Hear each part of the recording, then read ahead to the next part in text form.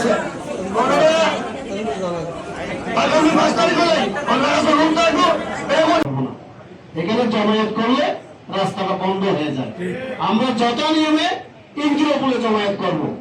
ইন্দ্রপুলে আমরা অতীতের ন্যায় আমরা যেভাবে কর্মসূচি করতাম, ওখানে আমরা একটা ট্রাকের উপর মঞ্চ করব, ওখানে জমায়েত করব, ওখানে বক্তব্য রাখবো, ওখান থেকে আমরা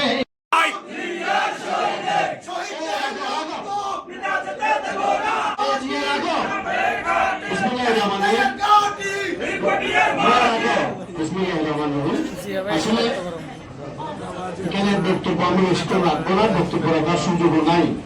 কর্মসূচি দেবো, কর্মসূচি আমরা কিভাবে করতে পারি। 5 তারিখে আমরা এখানে এতক্ষণ আলোচনা শুনলাম, আলোচনা শুনে একটা সিদ্ধান্ত।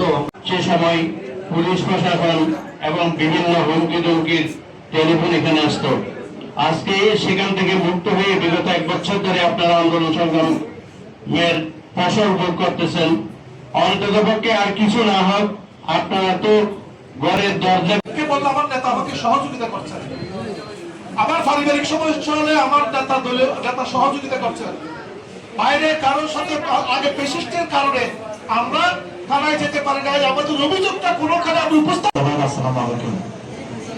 বক্তব্য আমাদের অনেক নেতৃবৃন্দ রেখেছেন, সবাই যার যার পক্ষ থেকে তাদের বক্তব্য রেখেছেন। আসলে এখানে কুশলদা একটি কথা বলেছেন, আপনারা হয়তো খেয়াল করেননি। বক্তব্য রাখার জন্য আপনাদের যে খোরাক, সবসময় আমরা যেটা সবসময় দেখি, আমাদের প্রিয় নেতা থাকলে এখানে আমাদের অনেক কিছু বলার থাকে, সবাই উন্মুখ হয়ে বসে থাকে ওনার সামনে কিছু বলার জন্য। এটা সবাই আমরা কর্মী হিসেবে সবাই চাই, কিন্তু আজকে যেহেতু উনি নেই, আমরা সুযোগ পেয়েছি আমাদের এই র্যালিকে কিভাবে আমরা সফল করেছিলাম, ঠিক ওটা যেভাবে হয়েছিল আমরা সেভাবে করার সবাই চেষ্টা করবো। যার যার অবস্থান থেকে আমরা লোকজন নিয়ে আসার চেষ্টা করবো।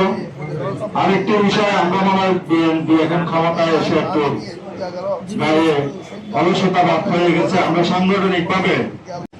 সুতরাং যে যে দল করেন না কেন, মূল দল করেন কিংবা অঙ্গ দল করেন, উপজেলায় করেন না পৌরসভায় করেন, ইউনিয়নে করেন কিংবা ওয়ার্ডে করেন, সকলের মধ্যে একটা কম্পিটিশন মনোভাব বিরাজমান হয়েছেন। অনেকে জেল কেটেছেন। আজকে পুলিশ যাচ্ছেন, এটাই বড় কথা।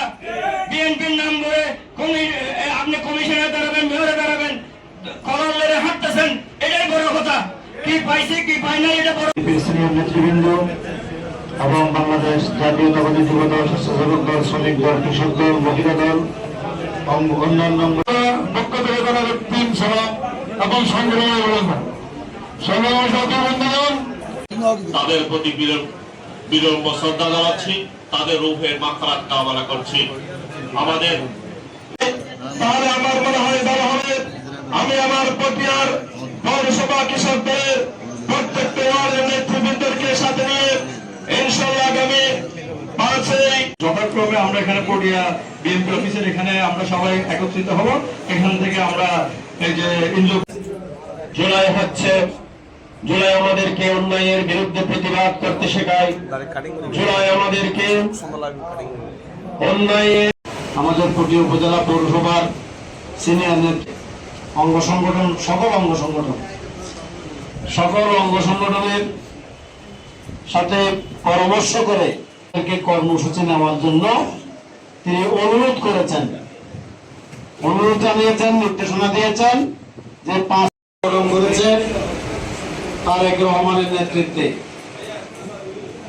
ইতিমধ্যে আমাদের মাননীয় সংসদ সদস্য সাহেবের সাথে আমার যোগাযোগ হয়েছে। উনি সেই আন্দোলনের যে বিজয় আমাদের এসেছে, ছাত্র আন্দোলন, এই দলে আমার সংক্ষিপ্ত এখানে শেষ করছি।